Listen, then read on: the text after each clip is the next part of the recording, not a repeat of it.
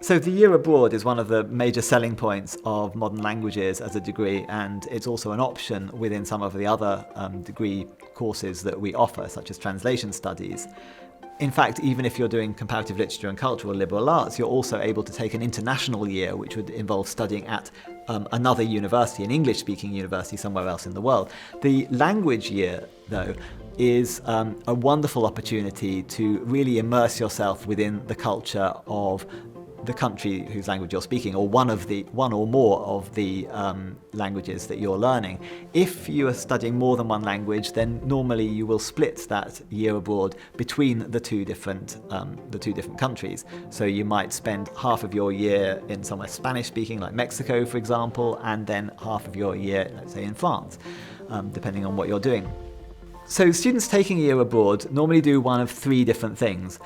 You can carry on your university study by going to another country and studying at a university there. Normally there are no restrictions from our side of things on the types of courses and modules that you will be studying. So I've had students who have taken up subjects like archaeology, for example, studying in Paris.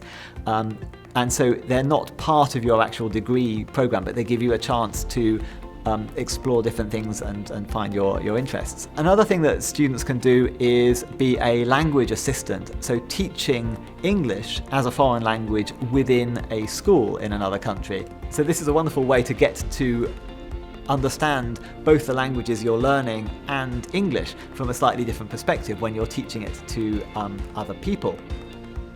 Sometimes you'd be sitting in a classroom with a teacher, an English language teacher, and contributing. Sometimes you will probably also be doing classes on your own in smaller groups, and there are various different activities that you can use to get the school children involved and entertained and get them to learn different aspects of English. So that's the second option. So the third option is to do a work placement, and now this is something that some of our students have organised under their own steam. With the work placement option, you can do basically any job that is of a sort of professional, sort of graduate level employment. So we've had students working in media, in museums, in publishing, administration, and so forth. There are a range of different things that you can do, and it's a wonderful way of getting some experience in for the job market and doing it through another language. So all of these different options will really give you a great deal of exposure to the language itself, and that is a wonderful thing because